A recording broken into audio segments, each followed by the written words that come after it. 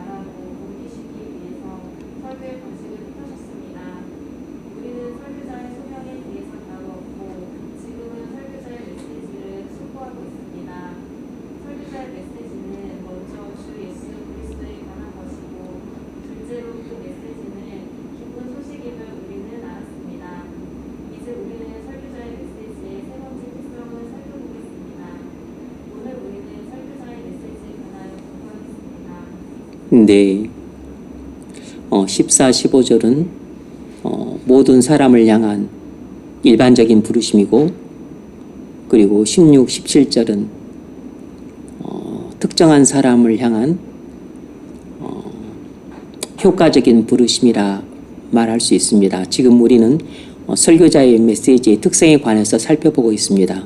설교자의 메시지의 특성은 첫 번째는 주 예수 그리스도에 관한 것이고, 그리고 두 번째는 깊은 소식이고,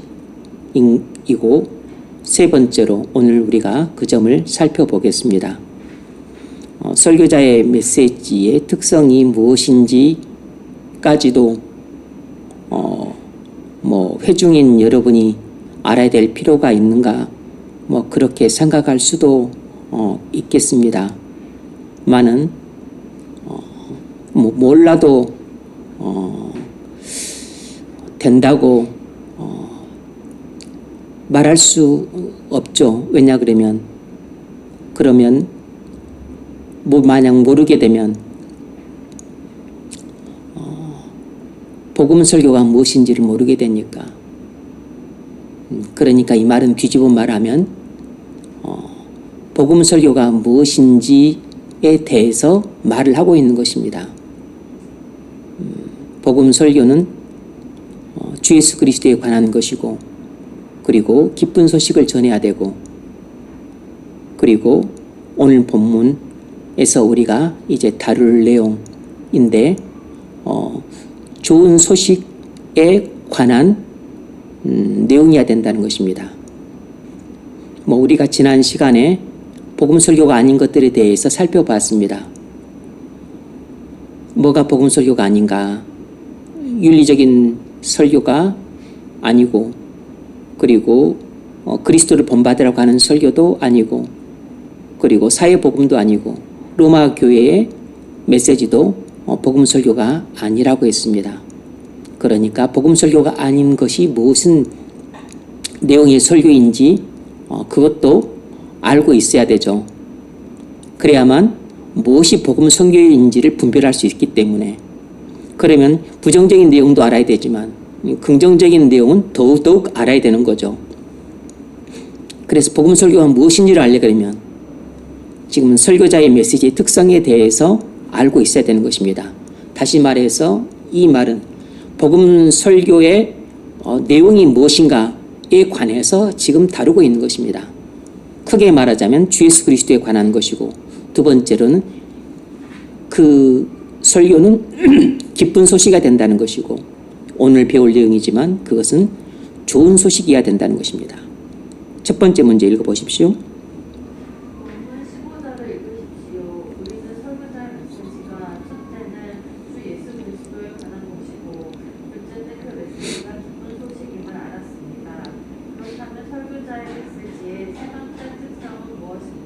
네, 그것은 좋은 일에 대한 것이라는 것입니다.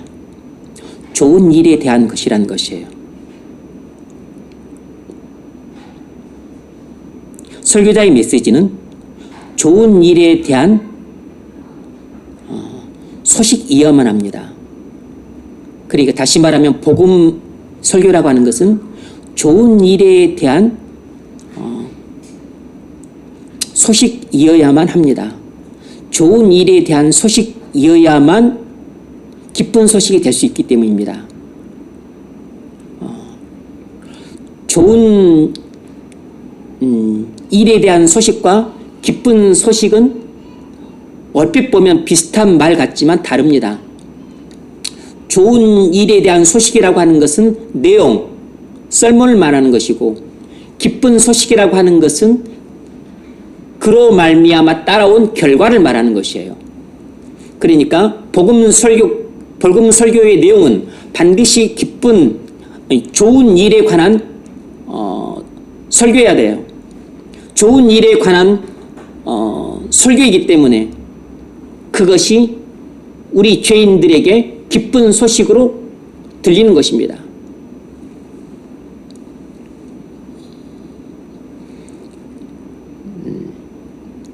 제가 읽겠습니다. 이사야서 52장 7절 안 찾으셔도 돼요.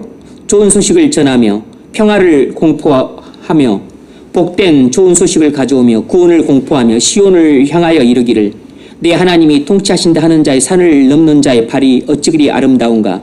여러분에게는 오늘 본문에 나와 있는 인용 구절이에요. 이게 몇 절이죠? 15절이죠. 기록된 바 아름답도다. 좋은 소식을 전하는 자들의 발이 험과 같으니라. 여기서는 바울이 짧게 인용을 했습니다. 그러니까 누가 산을 넘어서 이 좋은 일에 관한 소식을 하나님 백성들에게 전하는가? 하나님 사자라는 것입니다. 그런데 지금 하나님 백성들은 어떤 상태에 있습니까? 바벨론 포로 상태에 있어요. 그럼 바벨론 포로 상태에 있는 하나님 백성들에게 좋은 일에 대한 소식은 무엇입니까? 하나님이 하나님 백성들을 위해서 어떤 일을 행하셨다는 것입니다. 그것이 좋은 일에 대한 소식이에요. 그래서 하나님이 바벨론 포로로 잡혀있는 하나님 백성들을 위해서 좋은 일을 행했다는 어떤 일을 행했다고 하는 것이 하나님 백성들에겐 좋은 일인 거죠. 그래서 그 좋은 일에 대한 소식을 하나님의 사자가 산을 넘어서 하나님 백성들에게 전하는 것입니다. 그래서 하나님 백성들은 자기들을 위해 좋은 일을 행하신 그 소식을 듣고서 하나님 백성들은 기뻐하는 것이에요. 하나님이 자기들을 위해 좋은 일을 행하셨다고 하는 소식을 듣고 하나님 백성들은 기뻐하는 것입니다. 그래서 누구든지 이 좋은 일에 대한 소식을 듣게 되면 기뻐하게 되는 것입니다.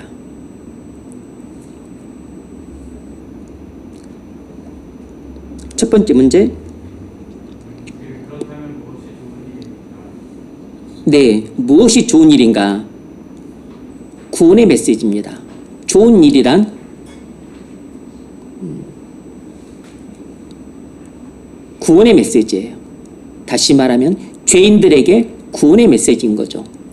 바벨론 포로된 유대인들에게 해방의 메시지인 겁니다.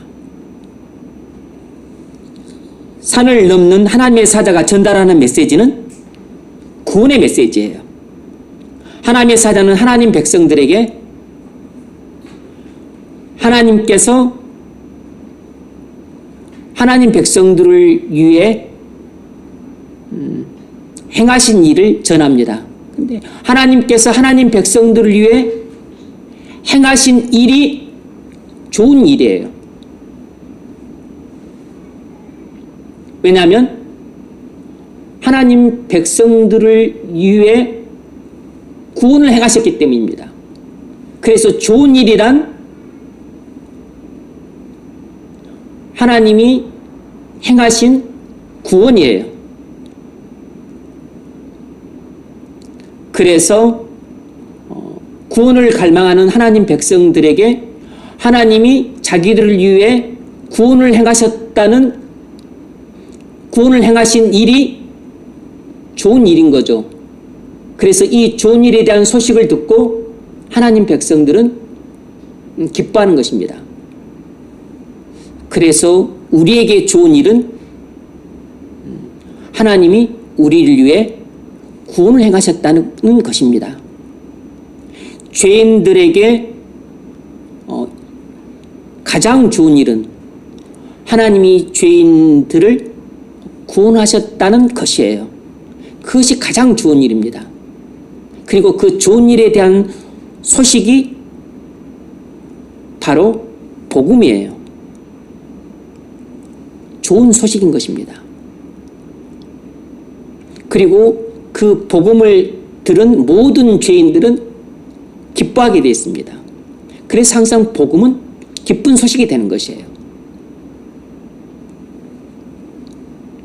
그래서 복음은 좋은 일에 대한 소식이고, 그래서 좋은 일에 대한 소식을 듣는 사람들은 기뻐하게 되어 있는 것입니다. 로마서 1장 16절.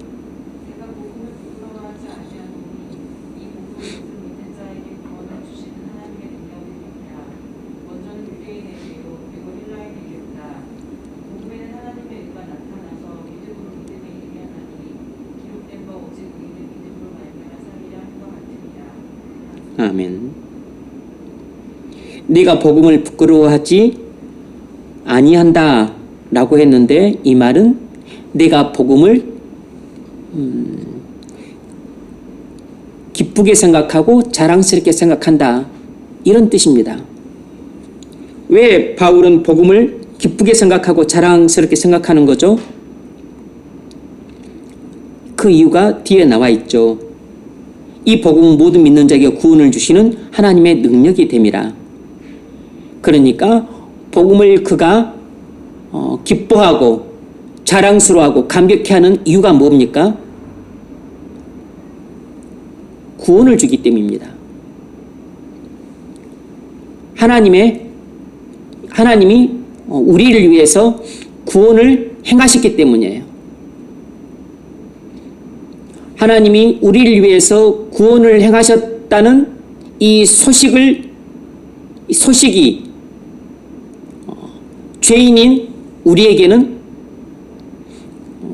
기쁜 소식이고 감격적인 소식이고 그리고 영광스러운 소식인 것입니다. 이 복음은 모든 믿는 자에게 구원을 주시는 하나님의 능력이 됨이라.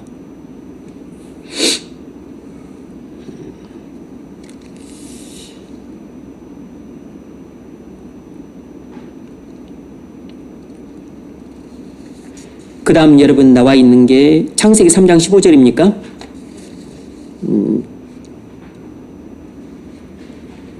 제가 고린도후서 5장 19절 이하도 잠깐 읽어드리겠습니다. 고린도후서 5장 19절.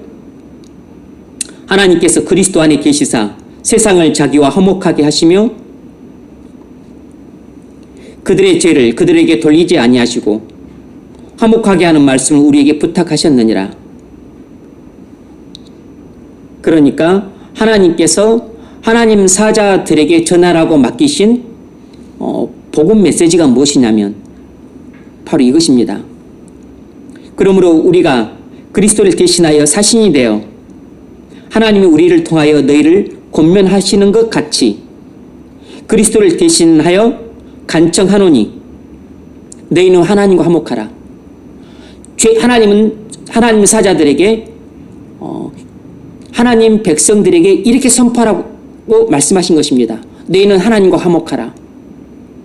이 말은 너희는 지금 하나님과 원수관계에 있다 라는 전제에 있는 것이죠. 너희는 지금 하나님과 원수관계에 있기 때문에 빨리 서둘러 하나님과 화목하라. 그렇지 않으면 하나님의 진노를 피하지 못하게 된다 라는 것입니다. 하나님과 화목하라 라고 하는 이 메시지 속에서는 너희는 지금 하나님과 원수관계에 있다. 그러므로 하나님께서 기회를 주셨을 때 하나님과 화목해라. 기회를 놓치면 너는 하나님의 진노의 심판을 받게 될 것이다 라는 것입니다. 그리고 계속해서 이어지는 메시지가 뭐냐면 이것입니다. 21절. 하나님이 죄를 알지도 못하신 이를 우리를 대신하여 죄를 삼으신 것은 우리로 하여금 그 안에서 하나님의 의가 되게 하려 하심이라. 다시 말해서 하나님의 독생자를 보내서 우리의 모든 죄를 지고 십자가에서 대속을 행하심으로 영죽을 죄인인 우리를 죄 사함 주시고 의롭다함 주셨다는 것입니다. 그래서 하나님은 하나님 사자들에게 이 메시지를 전하라고 한 것이에요. 하나님과 화목하라. 어떻게 화목하는가? 하나님이 우리를 위해서 행하신 이 좋은 일에 대한 소식을 믿음으로 화목하게 된다는 것입니다. 그러면 하나님이 우리를 위해 행하신 좋은 일이 무엇인가?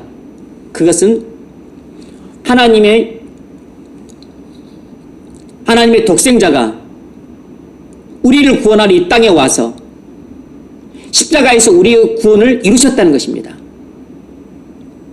그럼 하나님의 독생자가 우리의 구원을 십자가에서 어떻게 이루셨는가? 우리의 모든 죄를 지고 하나님의 형벌을 받아서 우리의 모든 죄를 십자가에서 다 도말하셨다는 것입니다. 그래서 십자가의 그리스도의 피는 우리의 대속의 피라는 것을 믿음으로 죄사함 받고 의롭다함 받는다는 것입니다. 그러므로 하나님이 그리스도를 통해서 이루신 구원을 믿으라는 것이에요. 믿으면 하나님과 화목하게 된다는 것입니다. 이것이 바로 하나님이 우리를 위해서 이루신 구원이에요. 이것이 죄인에게 좋은 소식입니다. 이것이 하나님이 죄인을 위해서 행하신 좋은 일이에요. 좋은 일이란 하나님의 구원을 말하는 것입니다. 죄인에게 좋은 일이란 하나님의 구원밖에 없어요. 죄인에게 다른 좋은 일은 절대 없는 것입니다. 죄인에게 좋은 일이 장수하게 해주었다, 부자 되게 해주었다, 건강하게 해주었다. 이런 것이 일시적으로 좋은 것이긴 하지만 궁극적으로는 하등에 좋은 게 아닌 거죠. 우리 영혼의 관점에서 볼 때는 이것은 아무런 차이가 없는 것입니다.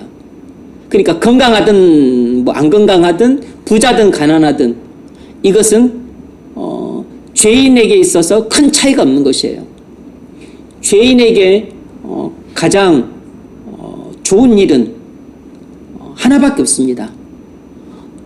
죄와 사망에서 구원하셨다는 것이에요. 바벨론 포로된 유대인들에게 좋은 일은 하나님이 바벨론 포로에서 유대인들을 해방시킬 것이라는 그 일이에요. 바벨론 포로에서 해방시킬 것이라는 것, 그것이 바벨론 포로된 유대인들에게 좋은 일입니다. 그리고 그 소식이 바벨론 포로된 유대인들에게는 복음인 것이에요. 그리고 그 복음을 들었을 때 바벨론 포로로 고통받고 있던 유대인들은 기뻐하게 되는 것입니다. 그래서 복음은 구원의 메시지고, 그리고 구원의 메시지를 듣는 죄인들은 다 기뻐하기 때문에 기쁜 소식이 되는 것입니다. 그래서 복음은 구원의 메시지고, 그리고 동시에 기쁜 소식인 것이에요.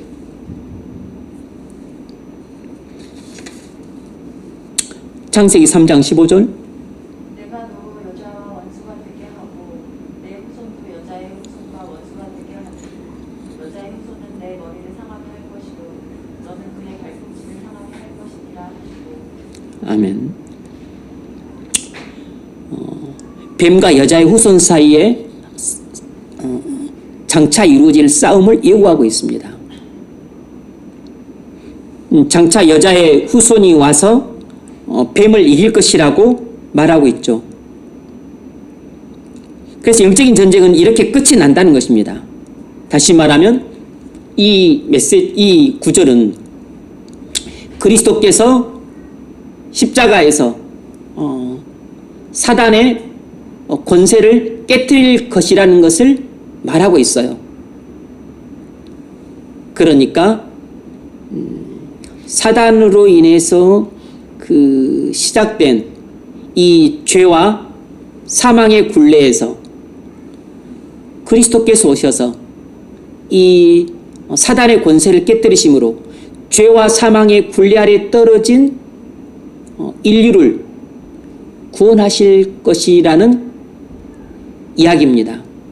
그러므로 그리스도께서 죄와 사망의 굴레 아래 떨어진 인류를 구원하실 것이라는 것, 이것이 좋은 일이죠. 죄와 사망의 굴레 아래 신음하고 있는 인류에게 좋은 일은 자기를 죄와 사망의 굴레에서 건져주시는 구원, 이것이 좋은 일입니다. 그래서 하나님이 자기를 위해 좋은 일을 행하실 것이라는 소식을 들었을 때 우리는 기뻐하고 감격하고 그리고 감동하게 되는 거죠. 그래서 복음은 구원의 메시지, 구원의 메시지를 들은 사람들은 다 기뻐해요. 그래서 기쁜 소식인 것입니다. 근데 왜 복음을 듣고서도 기뻐하지 않죠? 믿지 않기 때문인 것입니다. 왜 하나님께서 나를 위해 모든 구원을 완벽하게 이루셨다는 이 소식을 듣고서도 감격하지 않습니까? 본인이 그것을 받아들이지 않기 때문인 것이에요. 왜 여러분이 아직도 죄와 사망의 굴레 아래 있습니까? 여러분이 그 소식을 붙잡지 않기 때문입니다. 하나님이 여러분을 위해서 더 행하셔야만 하는 구원은 없습니다. 이미 그리스도께서 우리의 구원을 위해 모든 일을 다 행하셨어요. 그러므로 우리가 할 일은 믿는 것입니다. 믿는 것 말고는 다른 할 일이 없어요. 이것을 믿기 위해 우리가 하나님의 말씀을 귀담아 듣는 거죠. 이것을 날마다 믿기 위해 성경을 읽는 것입니다. 그래서 믿고자 하는 사람은 성경을 읽는 것이에요. 그리고 믿기를 간절히 원하는 사람은 내 힘으로 믿을 수 없으니까 믿을 수 있도록 하나님의 은혜를 달라고 구하는 것입니다. 그래서 하나님 앞에 나가 기도하는 것이에요. 그 뒤집어 말하면 하나님 앞에 나가 기도하지 않는 사람은 구원을 열망하지 않는 사람인 겁니다. 구원을 사모하지 않기 때문에 하나님께 나가서 간절히 구하지 않는 거죠. 사모하면 구하고 그리고 구하지 않는다면 그 사람은 사모하지 않는 것입니다. 이것이 논리적이죠. 그리고 이것이 합리적이고 구원받고 싶어하는 사람은 성경을 열심히 읽습니다. 왜냐하면 성경을 읽을 때 복음이 믿어지기 때문이에요. 성경을 읽을 때 성령께서 성경 말씀을 통해 역사하시기 때문입니다. 내가 믿는 것은 내 이성의 힘으로 믿는 게 아니고 성령의 역사로 믿습니다. 그러므로 성령께서 역사할 기회를 줘야 되는데 그게 뭐냐면 성경을 읽을 때예요. 그래서 구원받기를 갈망하는 사람은 성경을 읽고 그리고 기도를 합니다. 그것이 구원을 열망하는 사람이 취하는 그냥 일반적인 태도예요.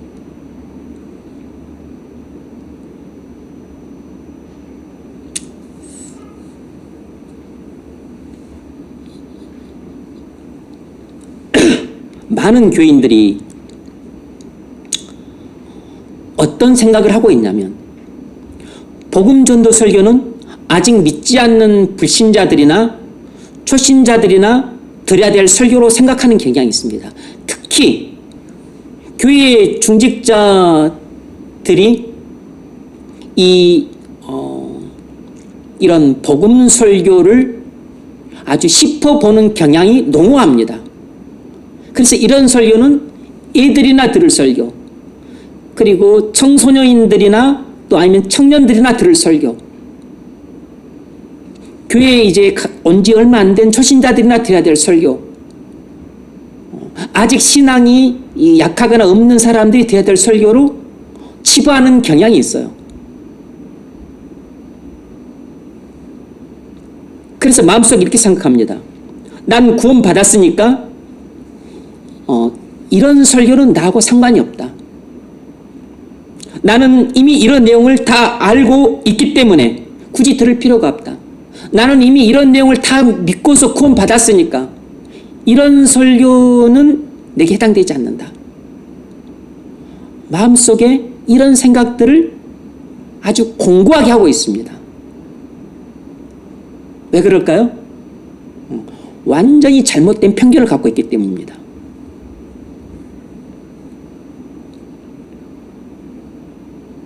그래서 전도 설교를 하면 지루해야 합니다.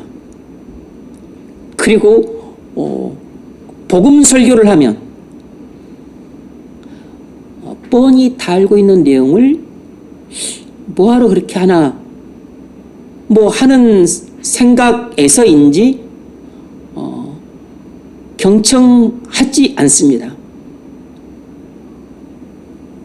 때로는 아예 이런 예배 자체에 참석을 안 하는 교인들이 수두룩해요. 중직자들은 아예 대놓고 이런 예배는 참석을 안 하는 게 당연하다고 생각을 해요. 자기들 위신과 안 맞다고 생각을 하는 모양입니다.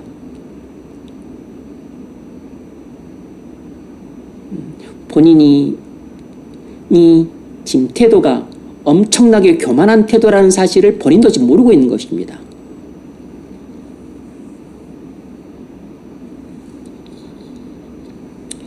제가 청년부 수련회를 이제 가면 봉사하러 권사님들이나 집사님들이 이제 많이들 오셔서 이렇게 도와주세요. 또는 뭐 장모님이든 안수 집사님이든 또 부장 집사님도 오시곤 하시죠. 그러면 이 권사님들이나 집사님들인 또는 뭐 안수 집사님이 또는 장로님이 집회에는 아예 참석할 생각을 안 합니다. 자기들은 은혜 받으러 온 것이 아니라 단순히 봉사하러 왔다고만 생각을 해요.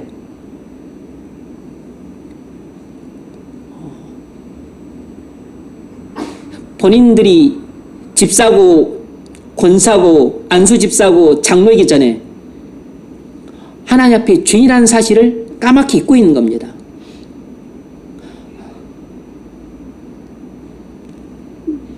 그 집회에서 무슨 설교가 나올지 모르잖아요. 복음전도 설교가 나올지 무슨 설교가 나올지 모르잖아요. 그러므로 그 집회는 청년들을 위한 집회일 뿐만 아니라 그 하나님 백성이면 다 와서 예배에 참석해서 하나님 말씀을 드려야 될 예배인 거죠. 그런데 뭐 식당 봉사, 먹을 것만 딱 봉사해주고, 그리고 본인들은 뭐 피곤하시겠죠. 뭐 하루 종일 봉사하시니까 뭐 그 점을 모르는 건 아닙니다. 그러나 어쨌든지 간에 피곤하든 안 하든 와서 졸든 안 졸든 와서 예배는 참석을 해야죠. 참석 안 합니다. 참석하신 권사님, 집사님 한 번도 못 봤어. 저는 그분들을 정죄하는 게 아닙니다. 무지로 말미암은 교만을 행하고 있는 것을 본인들이 모르고 있는 것이고, 그리고 교회가 오랫동안 그렇게 행해왔기 때문에 그런 잘못된 전통에 사로잡혀서 그렇게 잘못된 편견을 갖고 계속 그렇게 행하고 있는 것입니다. 아마 그 다음에 오는 또 다른 권사님, 집사님, 후배 권사님, 후배 집사님들도 그렇게 봉사를 하실 것이에요. 근데 그분들 중에 다 그분들이 무슨 구원 받았습니까? 구원 못 받은 분도 계세요. 그리고 그분들이 또 구원 받았으면 그렇게 예배 안 드려도 됩니까? 완전 잘못 생각하고 있는 것입니다.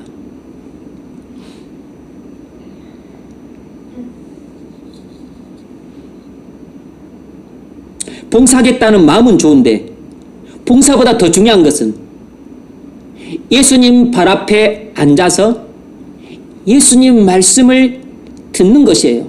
예수님이 청년들뿐만 아니라 집사님, 권사님, 장로님한테 명하시는 것은 봉사도 좋지만 그보다 앞서서 먼저 예수님 말씀을 경청하기를 원하시는 것이에요. 그리고 그 다음에 봉사인 겁니다. 하나님 말씀을 듣는 게 첫 번째고 봉사는 그 다음인 것이에요. 이건 교회 안에서뿐만 아니라 수련회 봉사를 하러 온 사람들에게도 마찬가지인 겁니다.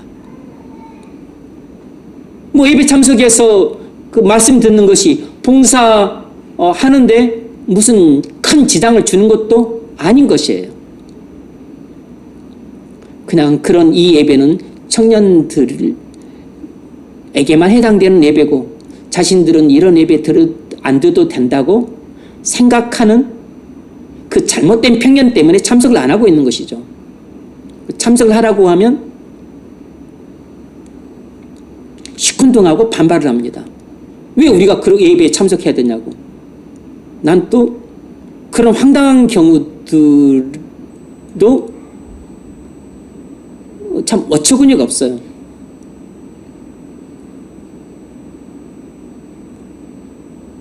아니 본인들이 은혜 받고 또 본인들이 하나님 말씀 듣고 하나님과 관계를 올바르게 하는데 필요하고 유익하니까 당연히 참석을 해야죠.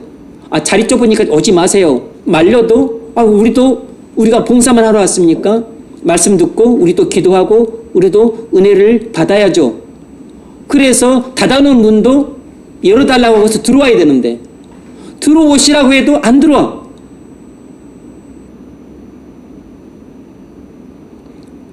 그분들의 인성이 못돼 먹어서 그런 게 아니고 잘못된 고정관념에 사로잡혔기 때문에 그렇게 행하는 것입니다. 어느 누구도 그것이 잘못된 태도라는 것을 지적을 안 해줬던 거죠. 그냥 오랫동안 그런 그 관습적으로 그렇게 행해왔던 겁니다.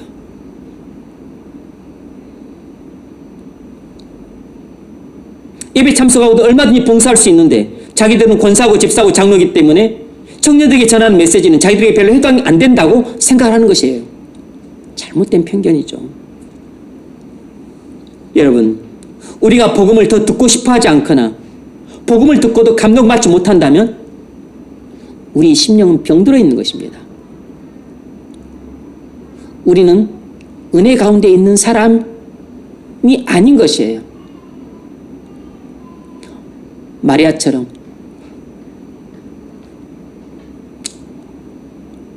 선택을 잘못한 사람인 겁니다. 마리아처럼 영적인 분별력을 상실해서 나중에 주님께 꾸중을 듣는 일이 발생을 하게 돼요. 그럼 주님께 꾸중 듣는다는 건 어떻게 하냐면 목사 꾸중을 듣고 있잖아요. 지금 목사인 저희 책망을 듣고 있잖아요. 앞으로 집회 참석하려면 봉사 안 오겠대. 목사를 먹기 협박을 해. 자기들을 위해서 한 말인데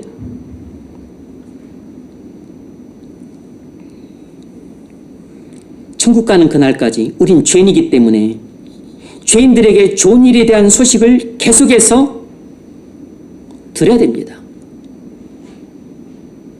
우린 천국 가는 그날까지 죄인이에요. 그러므로 죄인들을 위해서 하나님이 행하신 이 구원의 메시지를 계속해서 들어야 되는 것이에요. 구원받았다고 해서 필요 없는 게 아니고, 내가 성령 충만하다고 해서 필요 없는 게 아니고, 내가 교회 중직자가 되었다고 해서 목사가 되었다고 해서 필요 없는 게 아니에요. 그것이 의롭다함을 받은 죄인의 겸손한 마음이고, 그리고 하나님 말씀을 대하는 겸손한 자세예요. 그래서 교회 안에서 그렇게 겸손한 사람을 찾아보기 어렵다고 하는 이유가, 여기에도 그 이유가 하나가 있는 것입니다. 무엇이 겸손한지를 잘 몰라요. 무엇이 겸손한지를 모른다고.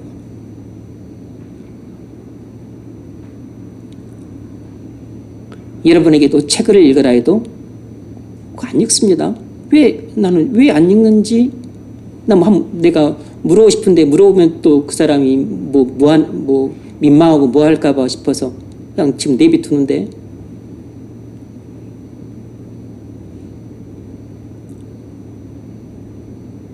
왜 안 읽죠, 책을? 그 책은 읽을 필요가 없다고 생각하는 겁니까? 그 책은 읽으면 해롭다고 하는 거예요? 그 책은 읽으면 여러분에게 별로 도움이 안 된다고 생각하는 겁니까? 그럼 뭐하러 제 지도를 받습니까? 뭐하러 제가 하는 설교와 지도와 양육을 받죠?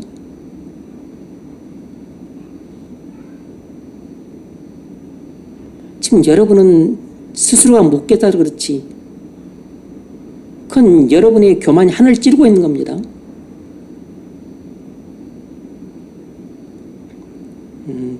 굳이 제가 그것에 대해서 뭐 하지 않아도 하나님이 그런 부분에 대해서 여러분을 다루실 때가 올 겁니다.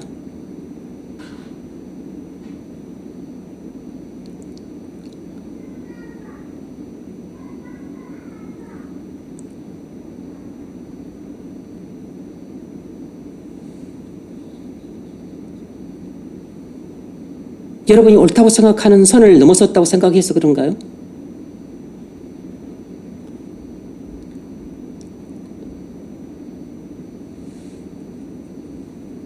예배 참석하셔서 예배 참석하시라고, 기도회는 너무 힘드시면 안 하셔도 되지만, 그래도 참석 안 합니다. 봉사로 오신 분들. 근데 봉사를 스스로 본인들이 자원해서 오실 정도로 또 수고하신 분이 헌신하신 분들이고 고마우신 분들인데, 그렇게 또 마음에 있을 때 강박한 태도를 취하세요. 참 좀 난감하죠. 여러분들 영혼을 위해서, 유익을 위해서 책을 읽으라고 하는데 고집스럽게 안 읽네? 어떻게 해야 되지?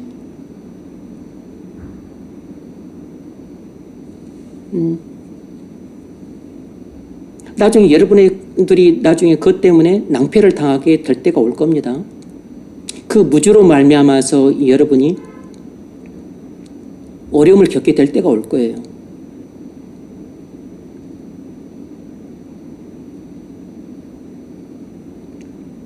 여러분의 신앙의 경륜이 저보다 훨씬 넓고 길다면 뭐하러 저한테 지도를 받습니까? 여러분 스스로가 알아서 살아가시지.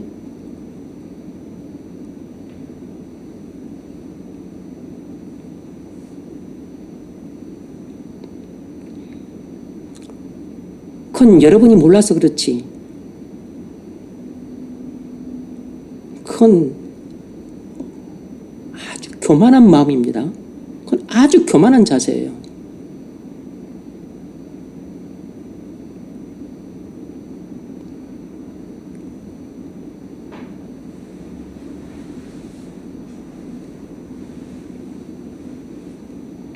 여러분 나중에 나이를 먹더라도 올바른 지식을 바탕으로 겸손한 마음을 품기 바랍니다. 사실 그런 봉사 안 해도 돼요. 그냥 일꾼 사가지고 봉사시켜도 됩니다. 중요한 것은 봉사가 아니고 겸손한 마음이고 겸손한 자세예요. 돈 몇 푼 얼마나 됩니까 그거? 그냥 일꾼 사가지고 하면 되지. 봉사로 온 게 무슨 그게 뭐 큰 일을 한 것처럼, 물론 집안일 제껴두고 와서 봉사하실 정도면 그 본인으로서는 큰 수고고 헌신인 거죠. 모르는 바는 아닙니다. 그런데 봉사보다 더 중요한 것은 겸손한 마음이고 겸손한 자세인 겁니다.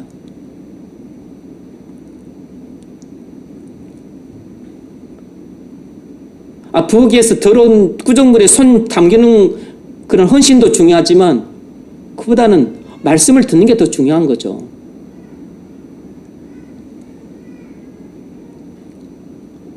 그 책이 유익한가 유익하지 않는가는 여러분이 판단하는 게 아니고 제가 판단하는 겁니다. 그게 여러분에게 도움이 될지 안 될지는 여러분 판단보다 제 판단이 훨씬 더 정확하고 맞을 확률이 높은 것이에요. 심사숙고하고 그리고 우리에게 뭐가 필요하고 뭐가 부족하고 뭘 더하고 뭘 빼야 될지를 여러분이 잘 알겠어요? 제가 잘 알겠습니까? 여러분들이 주로 생각하는 것은 생업이잖아요. 제가 생각하는 것은 하루 종일 목회입니다. 여러분이 생각하는 것보다 100배가 아니고 1000배, 10,000배 더 생각해요.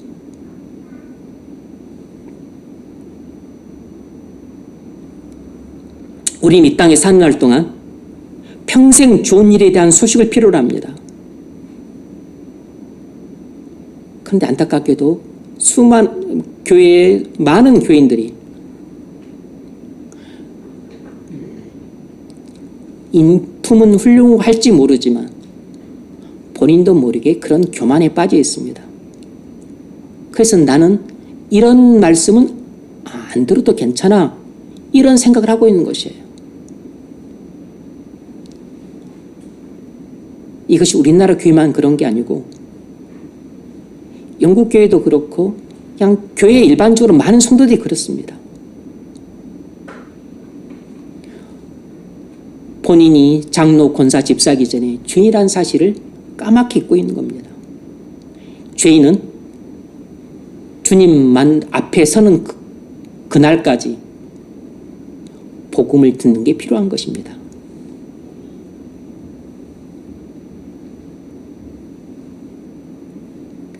두 번째로 문제 읽으세요. 왜 하나님께서 우리를 위해 구원을 행하셨습니까? 왜 하나님께서 우리를 위해 좋은 일들을 행하셨습니까? 1. 하나님이 우리를 위해 행하신 좋은 일들의 기쁜 소식을 알기 전 우리는 어떤 모습이었습니까? 네. 하나님이 우리를 위해 행하신 좋은 일들의 기쁜 소식을 알기 전에 우리는 어떤 사람이었는가? 우린 전적인 실패자였습니다. 흑암과 사망의 땅에 갇혀서 영원히 죽을 운명이었어요. 흑암과 사망의 땅에 갇혀서 영원히 죽을 운명이었습니다. 그 점을 에베소서 2장 1절로 3절이 잘 보여줍니다. 읽으세요.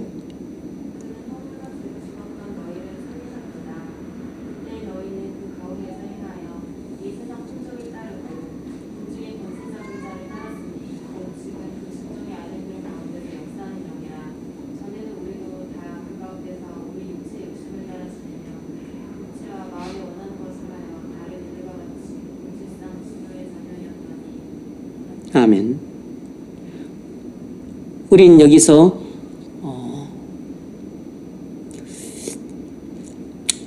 인생의 실패자의 모습을 봅니다. 모태에서 태어난 모든 사람들은 전부 인생의 실패자예요. 첫 번째로는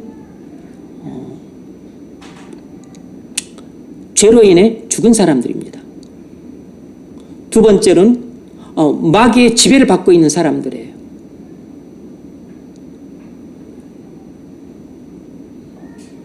그리고 세 번째로는 하나님의 진노 아래 놓여 있습니다.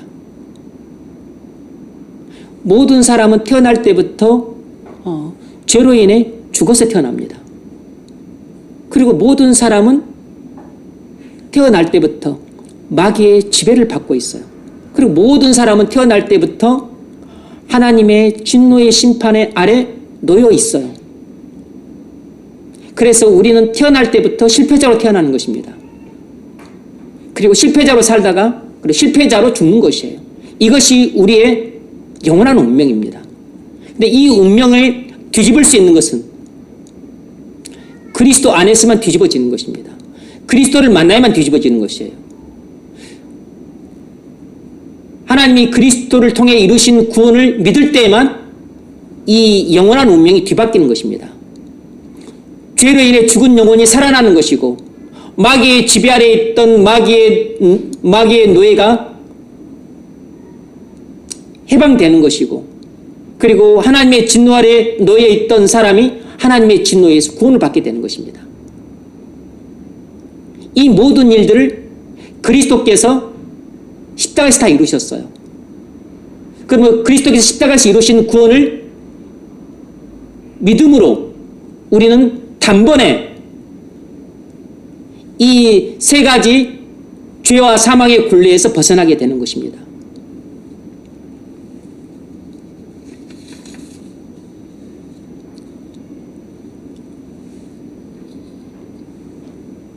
여러분이 아직도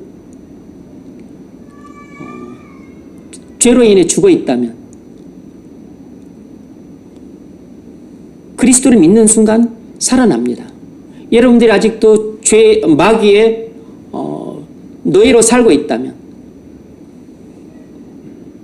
여러분은 마귀가 여러분에게 다가와서 귀에 대고 속삭일 때 그거 여러분 감지 못합니다. 그리고 악한 영이 여러분 안에 언제든지 들어올 수 있습니다. 그러면 여러분 조심해야 됩니다.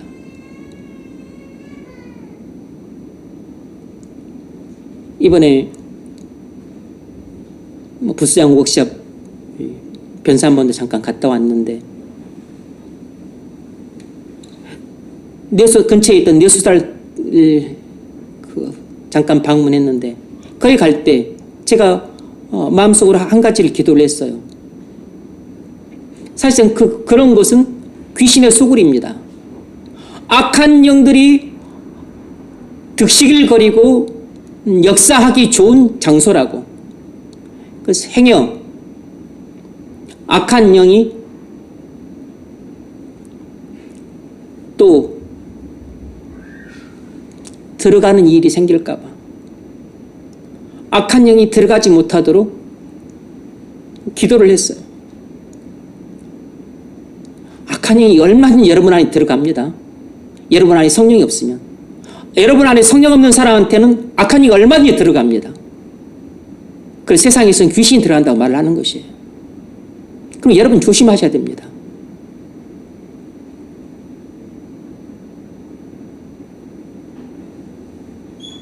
외국 나가서 스트립쇼 보고 그런 일들을 할 수 있죠. 스트립쇼 보다가 귀신 들린 사람이 있습니다. 물론 예배당에 와서도 귀신 들린 사람들이 있어요.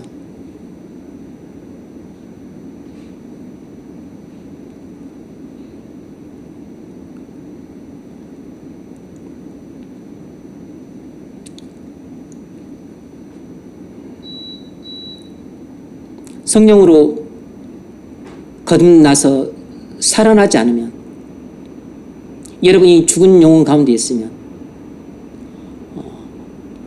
마귀의 지배 아래에 있는 것인데 마귀의 지배 아래에 있는 사람 모두에게 악한 영이 들어가 있지는 않지만 악한 영이 들어갈 수 있습니다. 들어가면 그건 상태가 심각해지게 되는 것이에요.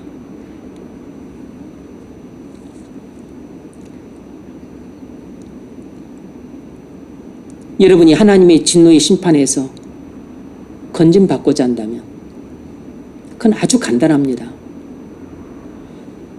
하나님의 구원을 믿으면 됩니다. 그리스도를 믿는 순간에 모든 사망과 굴레에서 벗어나게 돼요.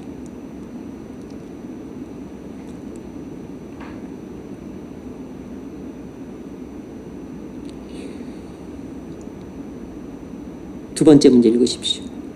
왜 하나님께서 우리를 위해 구원을 행하셨습니까? 왜 하나님께서 우리를 위해 구원을 행하셨는가? 세 가지 이유 때문이라고 에베소서 2장이 말을 하고 있는데 첫 번째가 아니고 하나님의 긍휼과 하나님의 사랑과 하나님의 은혜 때문이라는 것입니다. 이 세 가지 때문이라는 것이에요. 하나님의 긍휼과 하나님의 사랑과 하나님의 은혜 때문이라는 것입니다. 에베소 2장 4절로 7절 중요한 구절이니까 잘 봅시다. 읽으세요. 긍휼이 풍성하신 하나님이 우리를 사랑하신 큰 사랑을 인하여 허물로 죽은 우리를 그리스도와 함께 살리셨고 너희는 은혜로 구원을 받은 것이라. 또 함께 일으키사 그리스도 예수 안에서 함께 하늘에 앉히시니 이는 그리스도 예수 안에서 우리에게 자비하심으로써 그 은혜의 지극히 풍성함을 오는 여러 세대에 나타내려 하심이라. 아멘. 우리가 어떻게 구원을 받게 되었는지를 사도 바울이 이렇게 구구절절히 이런 식으로 표현했어요. 아주 만연체인데다가 온갖 수식어가 덧붙여가지고 무슨 뜻인지 명료하지 않게 보입니다. 그런데 그럴 수밖에 없어요. 복음을 표현할 때는. 우리가 어떻게 구원을 받게 되었는가? 세 가지 이유 때문입니다. 첫 번째는 하나님의 긍휼 때문이에요. 하나님의 긍휼이라고 하는 것은 하나님이 우리의 비참한 상황을 보시고 불쌍히 여기셨다는 뜻입니다.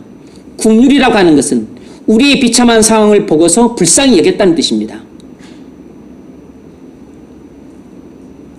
그리고 하나님의 사랑이라고 하는 것은 그냥 하나님의 사랑 그대로 그냥 생각하시면 될 것 같습니다.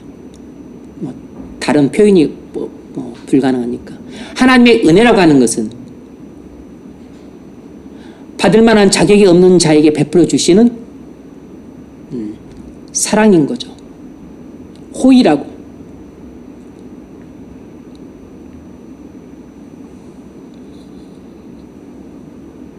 우리는 하나님의 사랑을 받을 만한 어떤 자격이나 공로가 없음에도 불구하고 하나님께서는 우리에게 과분한 사랑과 호의를 베풀어 주셨어요. 우리는 하나님의 심판 받기에 충분한 자격을 갖고 있고 우리는 지옥에 갈 만큼 충분한 공로를 쌓은 사람들인데 하나님은 우리를 심판하지 않으시고 지옥에 보내지 않으시고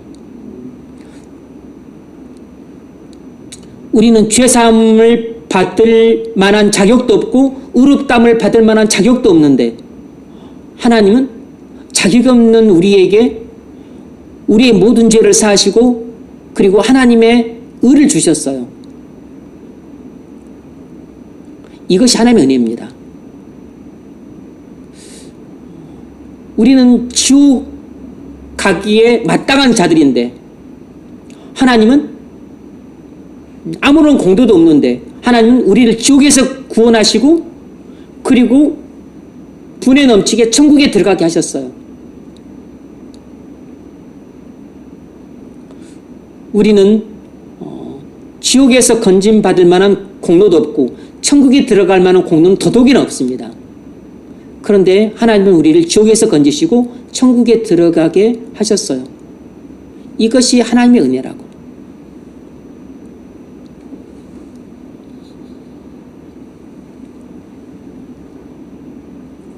따라서 하나님의 은혜는 우리 귀에 은은히 아름답게 들리는 청한 소리라고 찬송가 442장이 노래하고 있죠.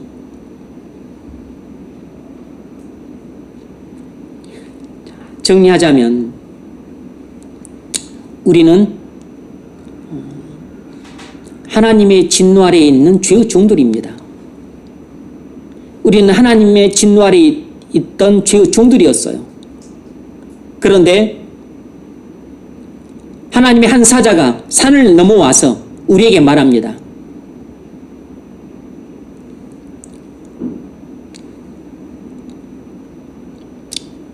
긍휼이 풍성하시고 그리고 큰 사랑을 가지시고 그리고 또 은혜가 풍성하신 하나님이 우리를 위해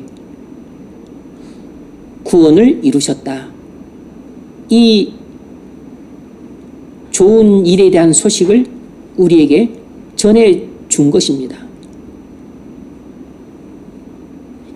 이 좋은 일에 대한 소식을 듣고서 믿는 사람은 그 한 사람 개인의 영원한 운명이 뒤바뀌게 됩니다. 그리고 그 사람으로 인해서 그 한 집안의 그 운명도 뒤바뀌게 돼요. 그리고 그 한 집안으로 인해서 그 도시의 운명도 뒤바뀌게 되고 그리고 그 나라의 운명도 뒤바뀌게 돼요. 그리고 그것을 가장 잘 보여주는 사례가 바로 우리나라예요. 그래서 우리나라의 운명이 불과 130년 정도도 안 돼서 이렇게 뒤바뀌게 된 것입니다. 1885년만 하더라도 우리나라는 동방의 미개한 나라였고 흑암과 사망의 땅에 온 백성들이 갇혀 살던 사람들이었습니다. 그런데 산을 넘고 바다를 건너 하나님이 보낸 그 사자들이 들어오기 시작했죠.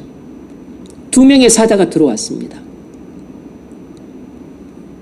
물론 그 이전에도 들어왔지만 그래서 그들이 우리에게 좋은 일에 대한 소식을 전해줬어요. 우리가 죄와 사망의 굴레 아래에서 신음하고 있다는 사실을 알게 해주었고 죄와 사망의 굴레 아래에서 신음하고 있는 우리를 위해 그리스도께서 구원을 이루셨다는 소식을 전해주었습니다. 그리고 이것이 하나님의 긍휼이고 사랑이고 그리고 은혜라는 사실을 알게 되었어요. 그리고 이 소식을 듣고 믿은 사람은 그의 영원한 운명이 바뀌었습니다. 그 집안의 영원한 운명도 바뀌었고 그리고 시간이 흘러서 우리나라의 영원한 운명도 바뀌게 된 것입니다.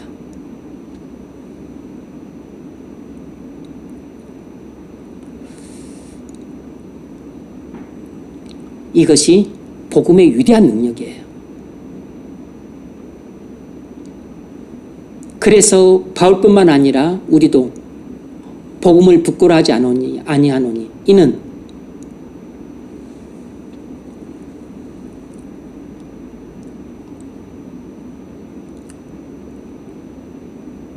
복음이 우리에게 하나님의 구원을 주시는 능력이 되기 때문인 것입니다. 그래서 이 복음은 한번 믿고 구원받으면 필요가 없는 게 아니고 이 복음은 이미 믿고 구원받은 사람이라도 계속해서 반복해서 들을 때마다 우리의 기쁨이 배가가 되는 것이고 그리고 잃어버렸던 감격을 다시 회복하는 것이고 그리고 그로 말미암아 하나님이 내게 베푸신 은혜가 얼마나 지극히 풍성한 것인가를 다시금 되새기는 기회가 되는 것입니다. 그런데 교만하고도 어리석은 사람들이 복음을 한 번 듣고 믿으면 그걸로 끝나는 것이라고 생각을 하고 있는 겁니다.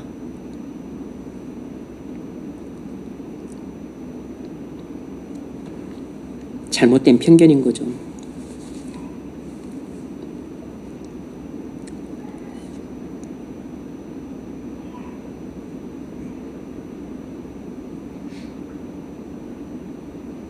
자, 세 번째 문제 읽어보십시오. 하나님으로 하여금 우리와 우리의 구원을 위해서 좋은 일들을 행하도록 하신 것은 무엇입니까? 하나님의 어떠한 성품 때문입니까? 네. 하나님께서 우리의 구원을 위해 좋은 일을 행하시게 된 것은 하나님의 어떤 성품 때문인가?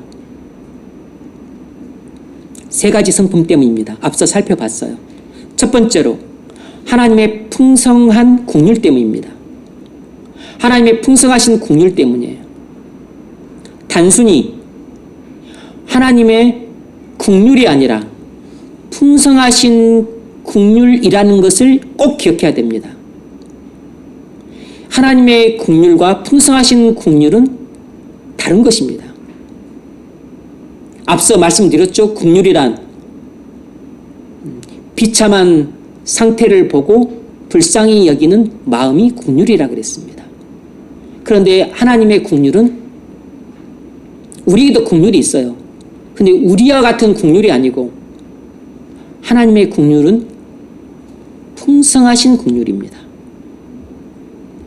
에베소 2장 4절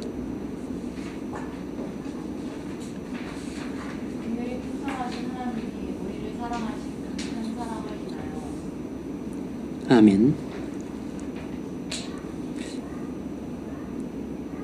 그래서 사도 바울이 에베소 2장 4절로 7절을 말할 때 그렇게 온갖 수식어를 동원하는 이유가 복음의 부유함을 설명할 때는 최상급의 수식어들을 동원하지 않고서는 표현이 불가능하기 때문에 이렇게 최상급의 수식어들을 다 두루두루 다 동원을 하는 것이지만 그럼에도 불구하고 이 복음의 이 기쁨과 감격과 환희와 그리고 영광을 다 표현을 못하는 것입니다. 두 번째로 하나님의 큰 사랑 때문이에요. 단순히 하나님의 사랑이 아니라 하나님의 큰 사랑이라는 것을 명심해야 됩니다. 우리도 사랑이 있어요. 개도 사랑이 있습니다. 그런데 누구에게나 있는 그런 사랑이 아니고 이건 하나님의 큰 사랑이에요. 큰 사랑이라고 하는 것은 측량할 수 없는 사랑을 말하는 겁니다. 잴 수 없는 사랑을 말하는 것이에요. 넓이와 길이와 높이와 깊이를 잴 수 없는 사랑을 말하는 것입니다.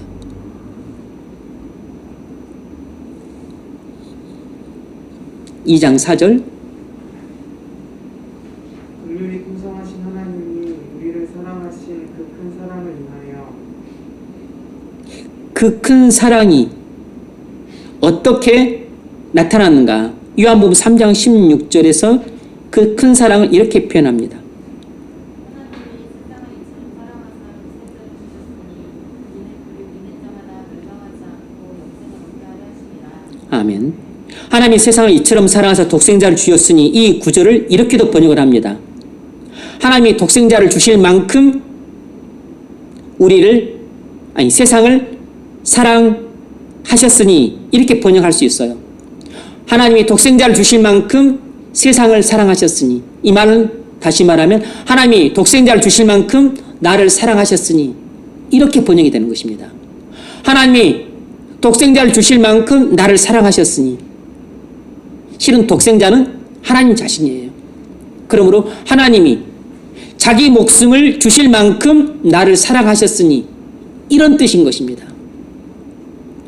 하나님이 나를 구원하기 위해 자기 목숨을 내주실 만큼 나를 사랑하셨으니, 그러므로 나에 대한 하나님의 사랑은 하나님 자신의 목숨을 내줄 만큼의 사랑인 겁니다.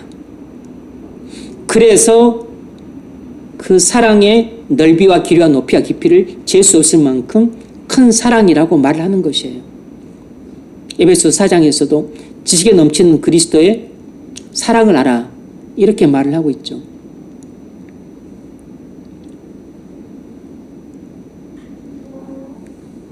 그래서 하나님이 독생자를 세상에 보내신 것은 나를 향하신 하나님의 큰 사랑의 확실한 증거입니다. 하나님이 나를 사랑하신다고요? 그러면 증거를 대보세요. 이렇게 말하는 사람들이 있는데 실은 이미 증거가 나타났습니다. 하나님이 나를 얼마나 사랑하시나요? 하나님이 나를 사랑하시면 내가 이렇게 그 중병에 시달리도록 내버려 둘 수 있습니까? 이렇게 우리가 먹고 살기 힘들도록 내버려 둘 수 있어요? 이렇게 사업이 망하고 계속해서 망하도록 내버려 둘 수 있습니까? 이렇게 말씀을 하실 수 있는데 하나님이 나를 얼마만큼 사랑하시는가 하나님은 말로만 하지 않고 직접 그것을 인격적으로 보여주세요. 그것의 가장 확실한 증거가 바로 하나님 자신이 나의 모든 죄를 지고 십자가에서 하나님 자신의 형벌을 받아 죽으신 겁니다. 가장 확실한 증거를 제시했는데도 불구하고 본인이 그것을 안 믿으면 소용없는 거죠. 그게 증거예요. 증거를 내놓으라고 하니까 증거를 내놓은 것입니다. 믿으면 하나님 사랑의 마음이 녹아지는 것이고 그래서 기쁨이 샘솟고 감격이 샘솟고 환희가 샘솟는 것이고 믿지 않으면 그대로 마음이 강팍하고 굳고 돌덩이처럼 있는 것입니다. 왜 내 마음이 강팍할까? 그건 여러분이 믿지 않기 때문입니다. 왜 내 마음은 항상 메마르고 차가울까? 그건 여러분이 믿지 않기 때문인 것이에요. 지금이라도 여러분이 믿으면 좋은 일의 소식이 여러분에게 그 어떤 것도 가져다 줄 수 없는 큰 기쁨의 샘을 열어줍니다. 감격의 샘을 열어줘요. 그리고 환희의 도가니로 여러분을 빠뜨립니다.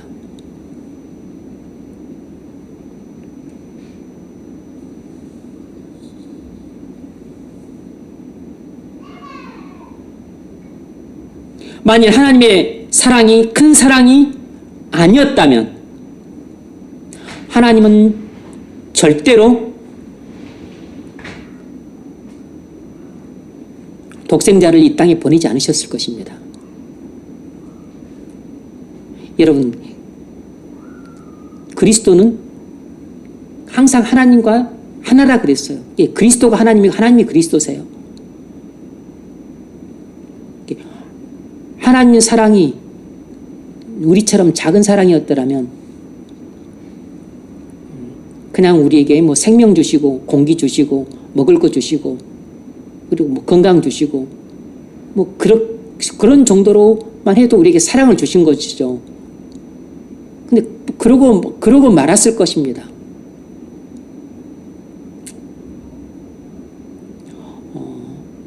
자신을 주지는 않으시죠.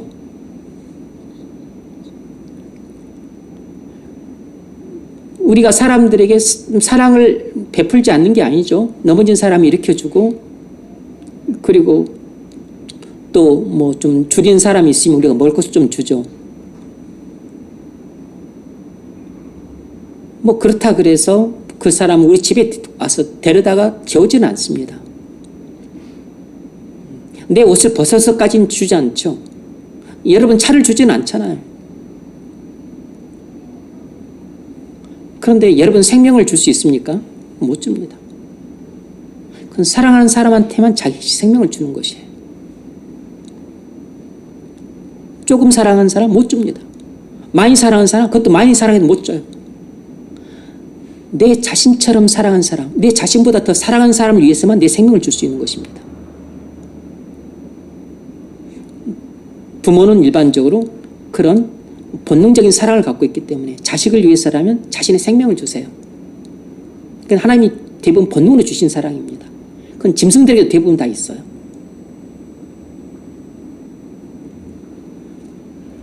자기 생명을 주려면 상대방을 자신만큼 사랑하거나 자신보다 더 사랑해야만 자기 생명을 주는 것입니다. 하나님이 자기 생명을 우리에게 줬다는 것은 우리를 하나님 자신만큼 사랑했다는 뜻입니다.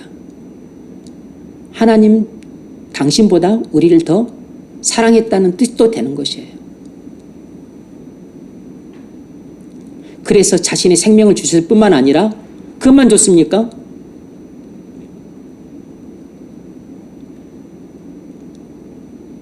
아무런 공로 없는 우리에게 우리를 하나님의 자녀 삼으시고 그리고 하나님 나라의 영광스러운 기업을 우리에게 다 주셨어요. 이건 사랑해도 보통 사랑한 게 아닙니다. 그래서 하나님의 사랑을 넓이와 길이와 높이와 깊이를 잴 수 없는 것입니다.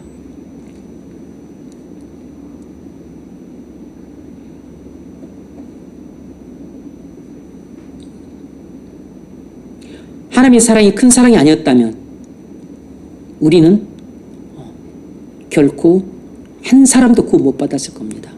왜냐하면 그리스도가 안 오셨을 것이니까.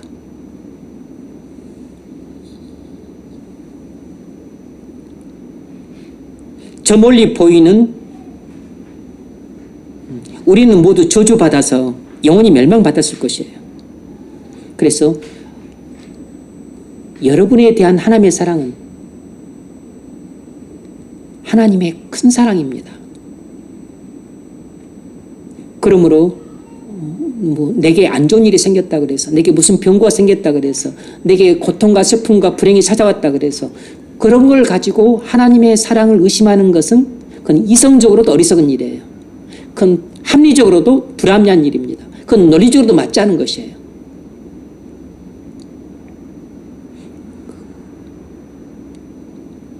로마서 8장 32절에서 우리를 위해 자기 아들을 내어주신 이가 그 아들과 함께 우리에게 모든 좋은 것을 은사로 주시지 않겠느냐라고 말씀하셨잖아요.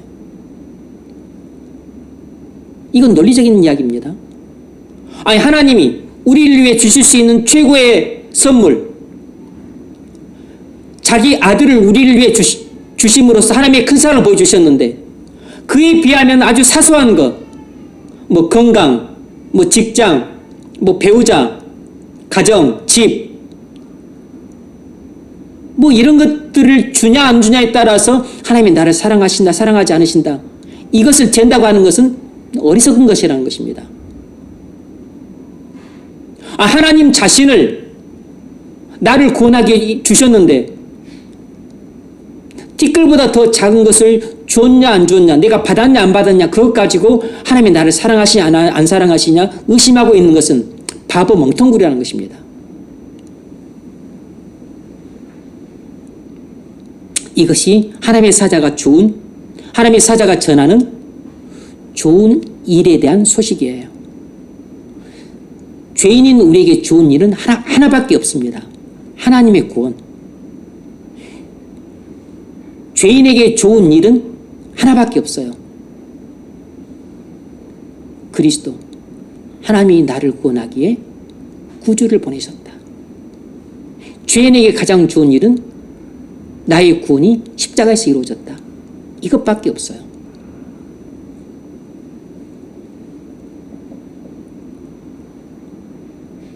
세 번째로, 내게 좋은 일을 행하도록 만든 하나님의 성품이 뭔가? 하나님의 지극히 풍성한 은혜입니다. 하나님의 지극히 풍성한 은혜. 최상급의 표현들이죠. 하나님의 풍성하신 긍휼, 하나님의 큰 사랑, 하나님의 지극히 풍성하신 은혜, 전부 최상급의 표현입니다. 단순히 하나님의 은혜가 아니라 하나님의 지극히 풍성한 은혜라는 점을 꼭 분명히 해야 됩니다.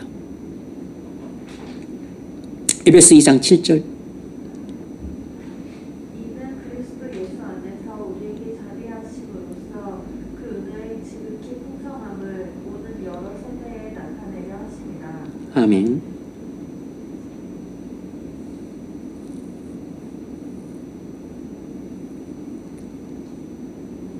하나님이 우리에게 베푸신 은혜는 그냥 수도꼭지에서 물방울 조금씩 떨어지시 찔끔찔끔 떨어지는 그런 방울로서의 은혜가 아니에요. 무슨 수도꼭지에서 수돗물 나오듯이 그런 은혜도 아닙니다. 하나님이 우리에게 베풀어 주신 은혜는 헤아릴 길 없는 지극히 풍성한 은혜입니다. 은혜라는 말 자체의 뜻을 알고 계시죠? 받을 만한 아무런 자격도 공로도 없는 사람에게 베풀어 주신 호의, 사랑입니다. 그러니까 뭐 한 방울, 두 방울, 세 방울 이런 정도의 은혜만 베풀어 줘도 뭐 감사한 거죠. 그런데 하나님이 우리에게 베풀어 주신 은혜는 그런 찔끔찔끔 베풀어 주는 은혜나 아니면 무슨 가무에 콩나듯이 베풀어 주는 은혜도 아니고, 그건 지극히 풍성한 은혜라고 하는 것은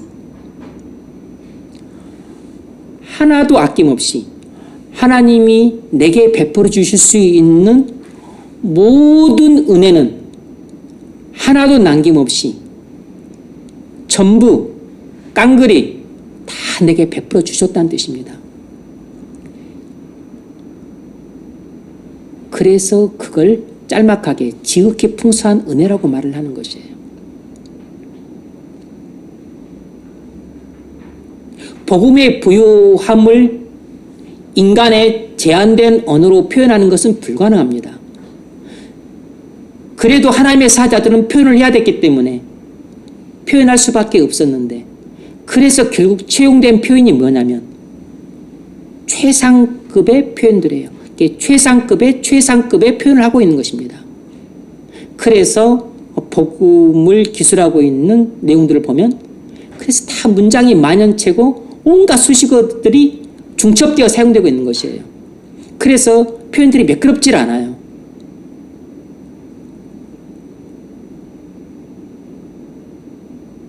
하나님의 풍성하신 긍휼, 우리를 사랑하신 큰 사랑, 지극히 풍성하신 은혜,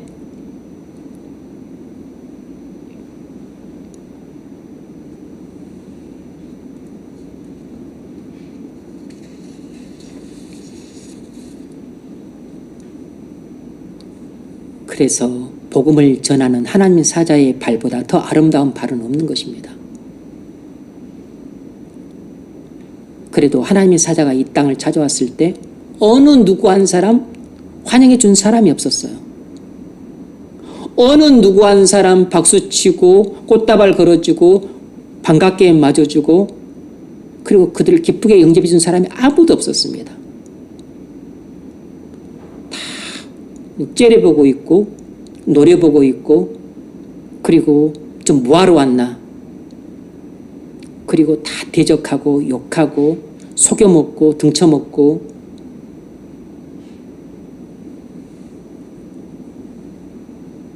그 온갖 냉대와 핍박과 멸시와 경계와 의심의 눈초리 속에서 그들이 이 땅에서 도망치지 않고 떠나지 않고 이 땅에서 뼈를 묻었기 때문에,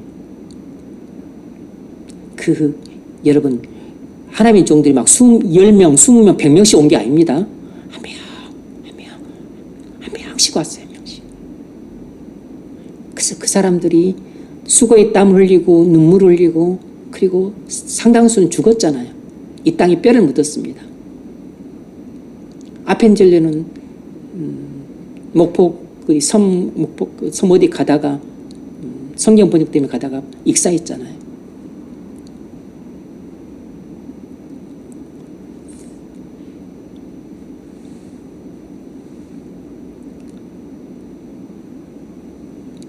바다를 건너고 강을 건너고 산을 넘는 이 하나님의 사자들의 발걸음 때문에 오늘날 우리나라가 이렇게 문명 사회가 된 겁니다.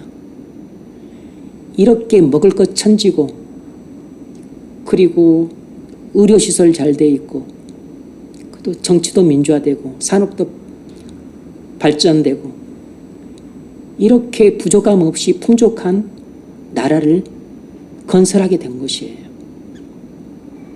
이렇게 천지의 교회가 넘쳐나고, 그리고 신앙생활하기에 불편이 없는 이런 나라를 구가하게 된 것은 하나님의 사자들이 산을 넘고 강을 넘고 바다를 건너는 그 발걸음이 있었기 때문입니다. 그래서 그 발걸음보다 아름다운 발걸음이 없는 것이에요. 그리고 그 하나님의 사자들을 보내주신 하나님의 은혜가 지극히 풍성한 은혜인 겁니다.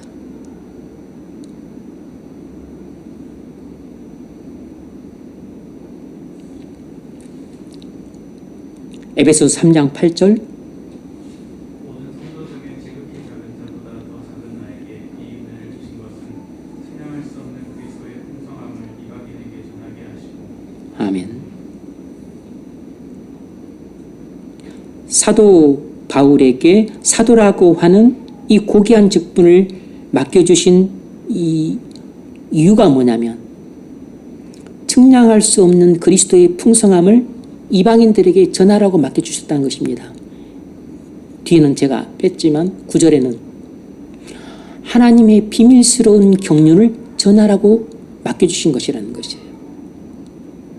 바울은 두 가지 이유를 댔습니다. 측량할 수 없는 그리스도의 풍성함을 전하고 결국은 또 같은 뜻이긴 하지만 하나님 속에 감추어진 비밀스러운 경륜을 전하라고 내게 사도 직분을 맡기셨다는 것입니다. 그런데 측량할 수 없는 그리스도의 풍성함이 뭐죠? 결국 그 속에는 하나님의 비밀스러운 경륜도 포함이 결국 되는 거죠. 하나님이 온 세상을 창조하시고 그리고 다스리시고 심판하신다. 만물이 주에게서로부터 비롯되고 주로 말미암고 주께로 돌아간다. 이런 온 세상의 그 모든 경륜은 전부 하나님의 비밀스러운 경륜이라는 것을 온 세상에 전하게 하셨다는 것입니다.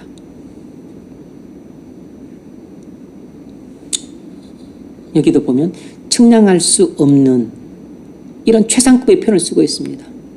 자로 잴 수 없는 그리스도의 풍성한 긍휼, 그리스도의 풍성한 사랑, 그리스도의 풍성한 은혜라는 뜻이에요. 그러므로 우리가 그리스도께 입은 것은 단순히 그리스도의 긍휼이 아니고 그리스도의 풍성하신 긍휼을 입었다는 것을 명심해야 됩니다. 그러므로 우리도 누군가에게 긍휼을 베풀 때 풍성하게 베풀려고 해야 돼요. 우리가 받은 사랑은 작은 사랑이 아니고 그리스도의 큰 사랑입니다.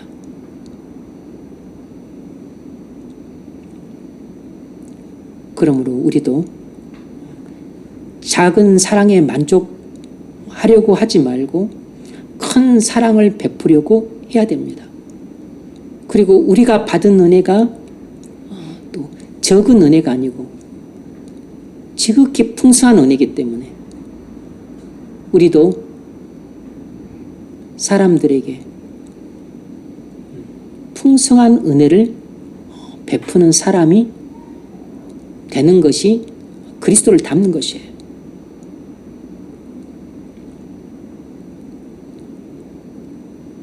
정리하자면 설교자는 좋은 일들에 대한 소식을 전하는 사람입니다. 그리고 좋은 일들에 대한 소식을 듣고 믿는 사람들은 그걸 다 기뻐하고 감격하게 되어 있습니다. 그러므로 여러분이 설교를 듣고서 마음속에 기쁨과 감격이 생겼다면 여러분은 성령의 역사로 그 설교를 믿은 것입니다. 여러분이 성경을 읽고 기쁨과 감격이 생겼다면 여러분은 그 성경 구조를 믿은 것이에요. 여러분이 기도하고 기쁨과 감격이 생겼다면 여러분은 성령의 역사로 믿음으로 기도를 한 것이에요. 믿음으로 기도한 사람, 믿음으로 성경을 읽은 사람, 믿음으로 설교를 듣는 사람은 항상 마음속에 새로운 기쁨이 생깁니다. 새로운 감격이 생겨요. 그리고 새로운 감동을 받게 됩니다. 그것이 일신우일신하는 믿음인 거죠. 날마다 그런 새로운 기쁨이 생기고 새로운 감동을 맛볼 때 우리 믿음은 쑥쑥 자라게 됩니다. 우죽순처럼 자라게 돼요.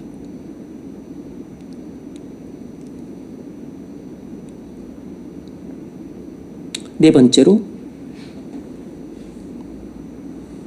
문제 읽으세요. 네, 좋은 일이란 무엇인가? 죄인들에게 있어서 좋은 일들이란 무엇인가? 그것은 오직 믿음으로만 의롭다 하심을 받는 것입니다. 죄인들에게 있어서 좋은 일들이란 오직 믿음으로만 의롭다 하심을 받는 것이에요. 그리고 그 결과들입니다.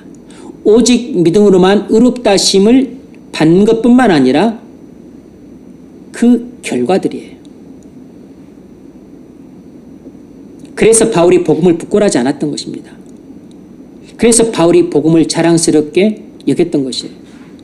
로마서 5장 1절 그러므로 우리가 믿음으로 의롭다 하심을 받았으니 우리 주 예수 그리스도로 말미암아 하나님과 화평하니라. 네, 우리는 믿음으로 말미암아 의롭다 하심을 받습니다. 이것이 죄인들에게 가장 기쁜 소식이에요. 이것이 복음의 가장 영광스러운 측면입니다. 그런데 의롭다 하심을 받는 것은 끝나지 않고 그 결과가 뭐냐면 하나님과 화평하게 된다는 것입니다.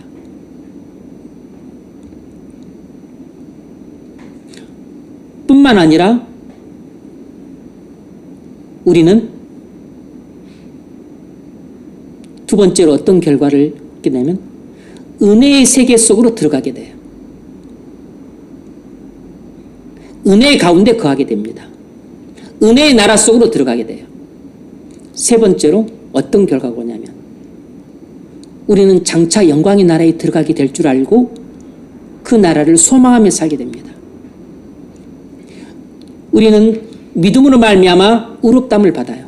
그래서 구원을 받습니다. 근데 그걸로 끝나는 게 아니고 이신칭의 결과는 첫 번째로 하나님과 화목하게 해줍니다. 두 번째로 은혜의 나라 속으로 들어가게 돼요. 하나님 나라죠. 그리고 장차 영광스러운 나라에 들어가게 될 걸 알고 소망하게 됩니다. 그것도 하나님 나라죠. 읽으세요. 2절. 또한 그로 말미암아 우리가 믿음으로 서 있는 믿음의 결과를 얻었으며 하나님의 영광을 바라고 즐거워하느니라. 아멘. 로마서 4장 5절. 이를 아니할지라도 경건하지 아니한 자를 의롭다 하시는 일을 믿는 자에게는 그의 믿음을 의로 여기시나니. 아멘. 우리가 경건하게 됐기 때문에 하나님이 우리를 의롭다 하시는 것이 아닙니다. 하나님은 경건치 않은 사람을 의롭다 하십니다. 하나님은 경건치 않았던 우리를 의롭다 하세요. 그러니까 경건치 않았던 사람도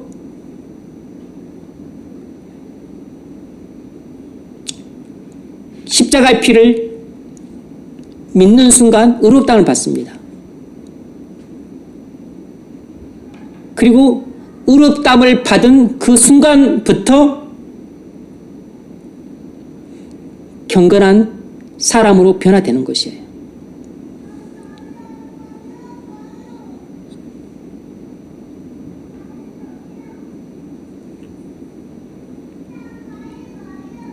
그럼 여러분, 경건한 사람이 되려고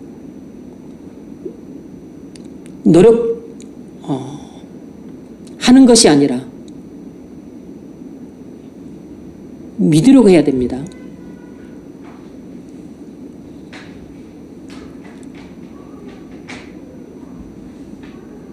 그래서 물론 우리가 하나님 말씀을 들으면 또 실천적으로 순종하라고 하는 부분은 순종하려고 해야죠. 그런데 우리가 경건한 사람이 되면 의롭다함을 받는 것이 아니라는 사실이 중요합니다. 왜냐하면 많은 사람들이 자신도 모르게 경건한 사람이 되면 의로워질 것이라고 생각하는 경향이 있어요.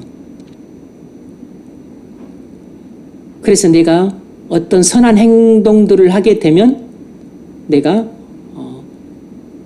천국에 들어가게 될 것이다 이런 생각을 합니다.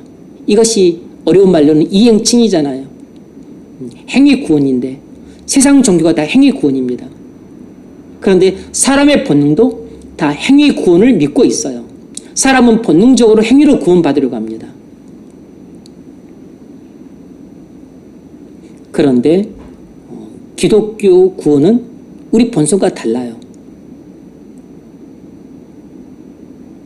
믿음으로 의롭다함을 받습니다. 그런데 우리는 경건치 않았을 때 믿는 것이에요. 경건치 않았을 때 믿음으로 의롭다함을 받는 것입니다. 그러므로 만일 여러분이 아직 구원받지 못한 사람들이라면 포커스를 경건한 사람이 되는데 포커스를 두면 안 되고 믿는 데 둬야 됩니다. 그래서 여러분들의 신앙생활의 포커스가 하나님을 예배하는 데 둬야 되고 그리고 성경을 읽는 데 둬야 되고 그리고 기도하는 데 둬야 되고 그리고 경건서적을 읽는 데 둬야 됩니다. 그렇다 그래서 선행을 하지 말라는 게 아닙니다.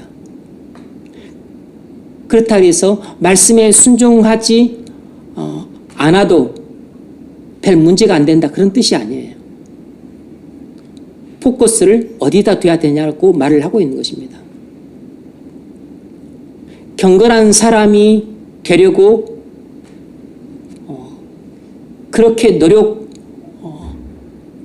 노력한다고 해서 의롭다함을 받는 게 아니기 때문입니다. 먼저 의롭다함을 받으려고 해야 나중에 경건한 사람이 되는 것입니다.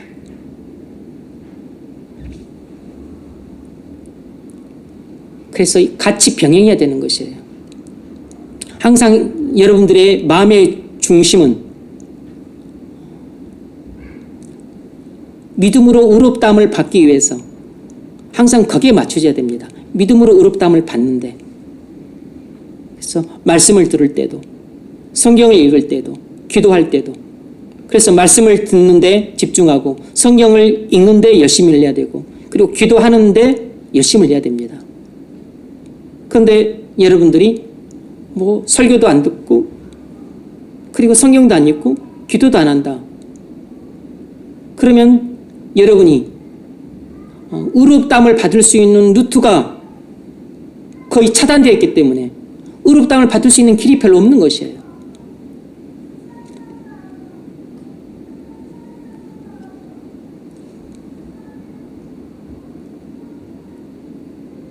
여러분들이 믿음으로 의롭다함을 받고자 한다면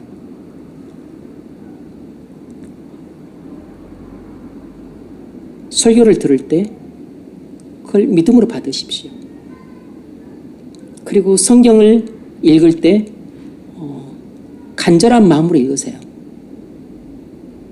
그리고 기도할 때 하나님께 간절히 구하십시오.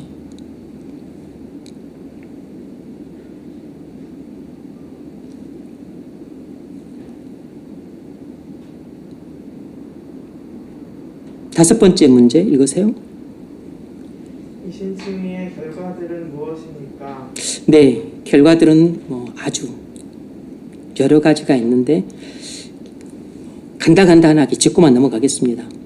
첫 번째로 죄 용서함을 받습니다. 우리가 믿음으로 우리가 주 예수 그리스도를 믿어서 그리스도와 연합이 되면 우린 그리스도와 함께 십자가에서 죽게 되는 거죠. 그래서 우리는 죄 용서함을 받습니다.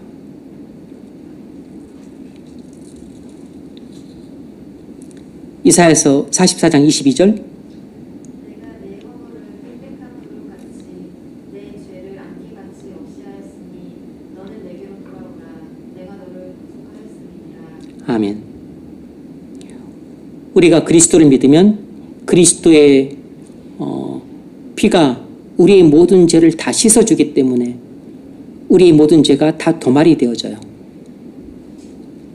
그래서 우리는 믿음으로 죄사함을 받고 또 의롭다함을 받습니다. 두 번째로 우리가 하나님과 화목하게 됩니다. 5장 1절 그러므로 우리가 믿음으로 의롭다 하심을 받았으니 우리 주 예수 그리스도로 말미암아 하나님과 화평을 누리자. 네, 우리가 믿어 의롭다함을 받아 하나님의 자녀가 되면 하나님과 화목하게 되고 하나님과 화목하게 되면 하나님과 평화를 누리게 됩니다. 그래서 하나님과 평화를 누리지 못하는 사람들은 하나님을 생각하면 항상 두려워요. 두려움이 있습니다. 하나님을 생각하면 항상 마음이 두려운 사람, 마음이 불안한 사람, 또 이렇게 저렇게 되지 않을까 걱정이 많은 사람, 이 사람은 아직 하나님과 화목하지 못한 사람입니다. 그런 사람은 정말 조심해야 됩니다. 언제 정신증이 걸릴지 모르기 때문입니다. 마음이 늘 불안 그런 불안증이 걸리거나 마음에 두려움과 공포가 가득해요. 내가 이렇게 인생이 끝날지 모른다, 또 어떻게 될지 모른다, 막 마음이 침체가 되고 우울해지고, 하나님과 화목하지 못하게 되면 여러 정신 증상들이 많이 나타날 수 있습니다. 조심하셔야 돼요. 우울증이나 조울증, 그런 일도 그런 믿는 사람이 나타난다면 그런 영향을 받고 있을 수 있는 것입니다. 조심하셔야 돼요.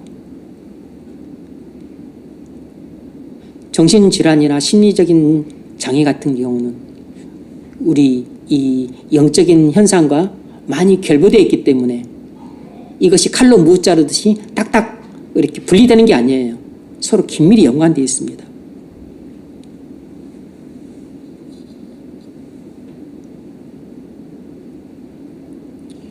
우리가 믿어 의롭다함을 받아 하나님과 화목하게 되면 하나님과 적대감이 사라집니다.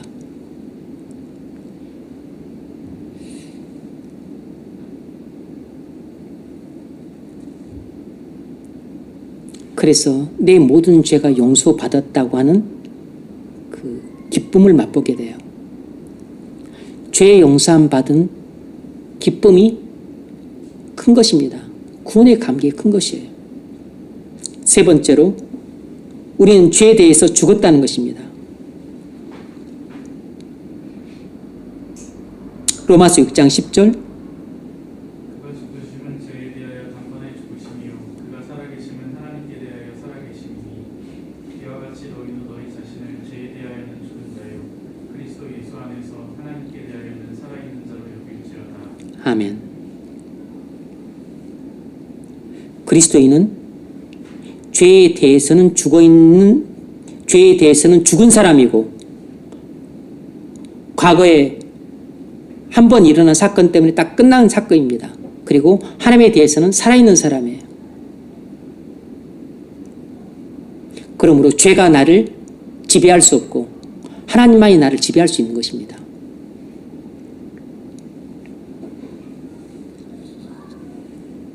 여러분, 그리스도인은 죄에 대해서 죽었기 때문에 죄가 지배할 수 없습니다. 성령님만이 나를 지배할 수 있어요. 네 번째로 우린 율법에 대해서 죽었습니다. 7장 4절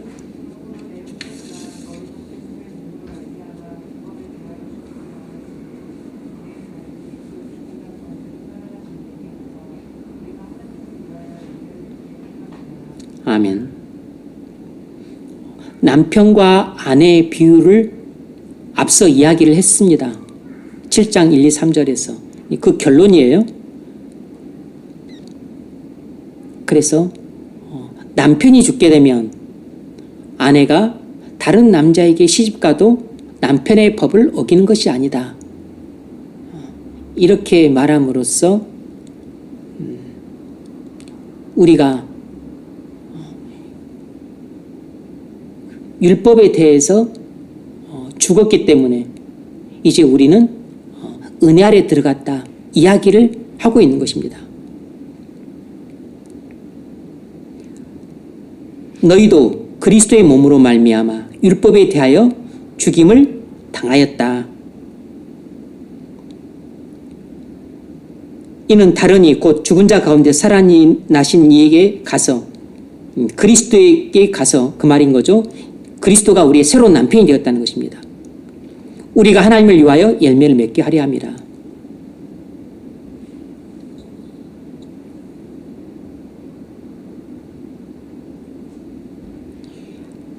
다섯 번째로 우리는 새로운 사람이 되었다는 것입니다.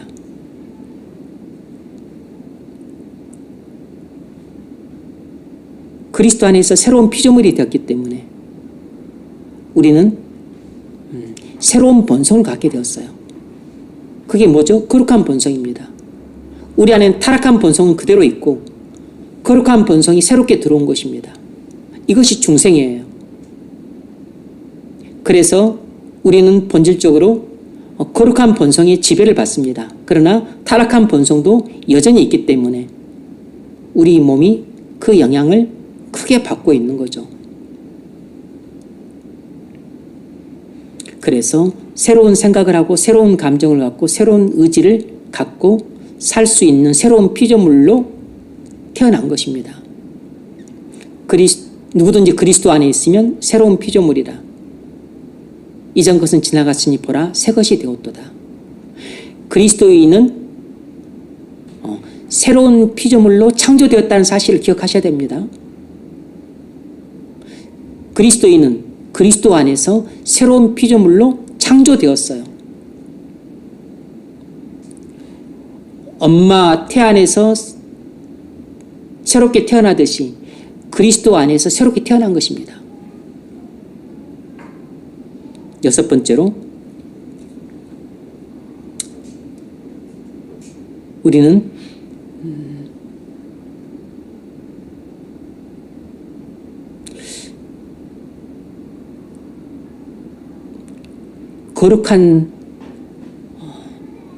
거룩하게 살 수 있게 되었습니다.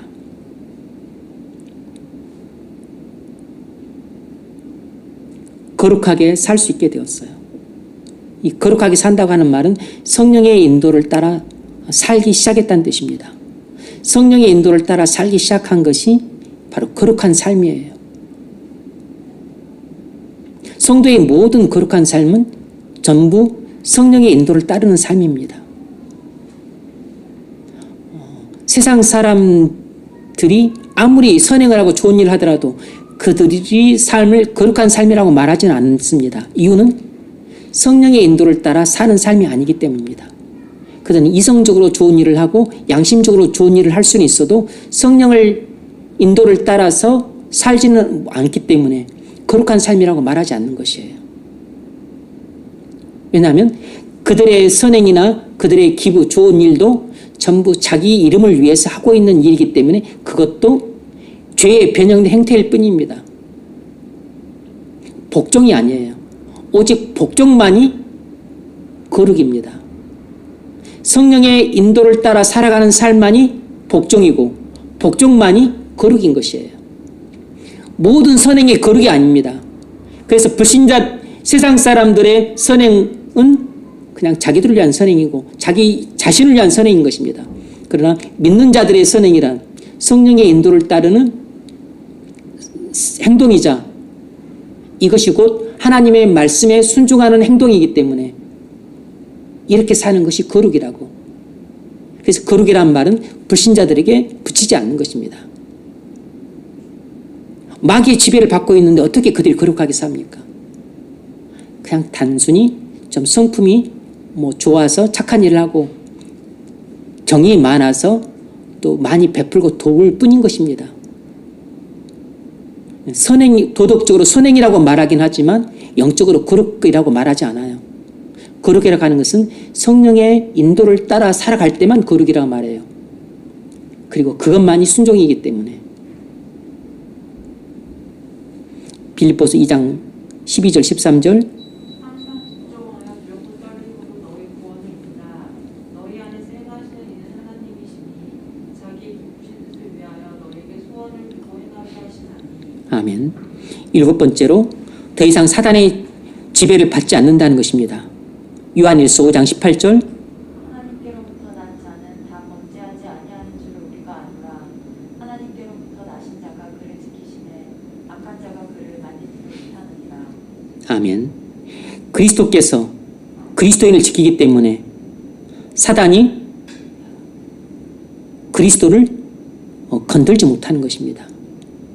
그러니까 직접 해를 끼치지 못하는 것이에요. 그래서 사단이 욥을 직접 해를 끼치지 못했습니다. 그래서 악한 영이 그리스도인 안에는 절대 들어올 수 없습니다.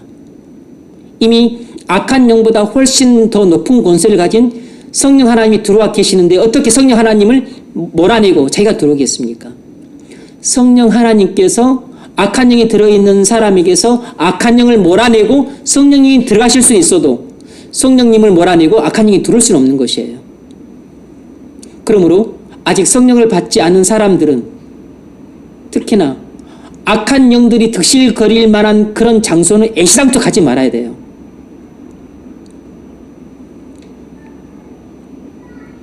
그래서 절 같은 데 가는 것도 조심하셔야 되고 특히 무당집이라든지 여러분 그런 곳에 가면 안 되고 그리고 악한 친구들이 모이는 모임 그런 것도 가지 마십시오.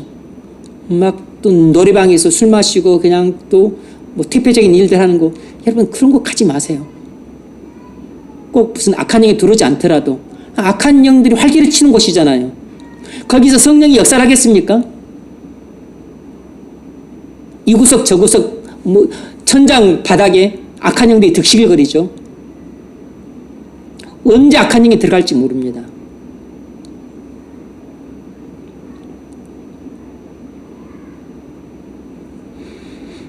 여덟 번째,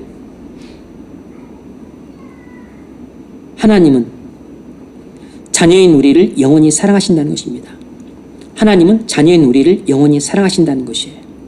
로마서 8장 32절 자기 아들을 아끼지 아니하시고 우리 모든 사람을 위하여 내주시니까 어찌 그 아들과 함께 모든 것을 우리에게 주시지 아니하겠느냐. 아멘. 하나님은 우리 아버지이기 때문에 자녀인 우리를 사랑하십니다. 그런데 하나님의 인도하심을 따라 우리가 순종하지 않으면 하나님은 우리를 저 천성으로 인도하시기 위해 말을 할 때 듣지 않으면 하나님은 매를 때려서라도 우리를 인도하시기도 하세요. 그래서 하나님은 부모가 사랑하는 자식을 위해 매를 때리듯이 하나님은 우리를 사랑하는 자녀인 우리에게 매를 때리실 때가 있다는 것입니다. 히브리서 12장 6절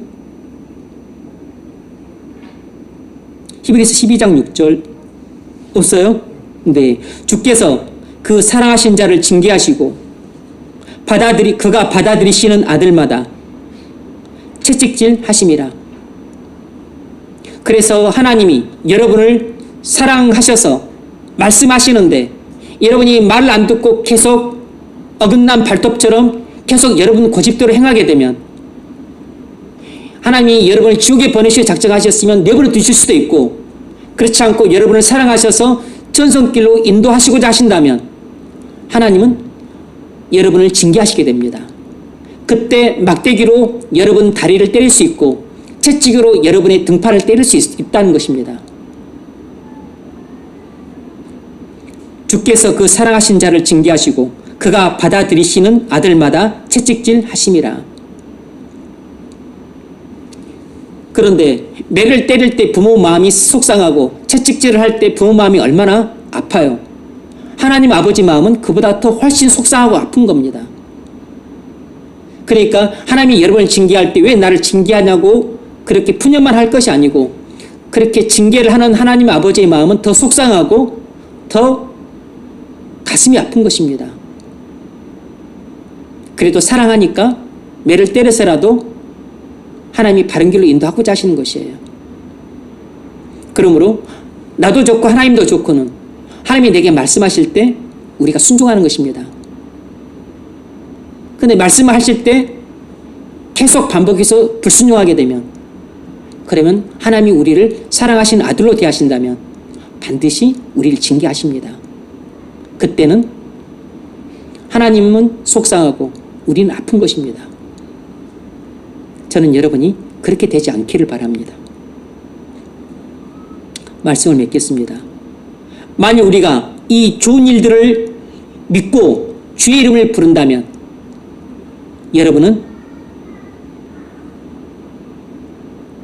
여러분에게 좋은 일들이 일어날 것입니다. 여러분들이 이 구원에 관한 소식을 듣고 믿는다면 여러분에게 구원이 일어날 것이에요.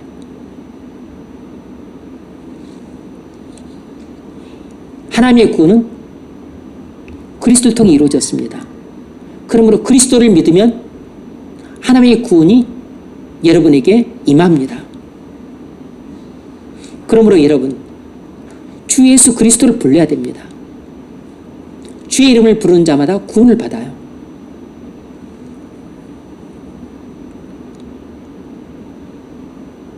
이것이 바로 설교자가 전해야 될 메시지입니다. 설교자는 하나님이 죄인들을 위해 행하신 좋은 일에 관한 소식을 전하는 것입니다. 바로 우리를 위한 좋은 일은 우리를 위해 행하신 하나님의 구원입니다. 우리를 위해 행하신 하나님의 구원은 그리스도 안에서 전부 이루어졌어요. 바로 십자가에서 우리를 위한 하나님의 구원이 이루어졌다는 것을 볼 수 있습니다.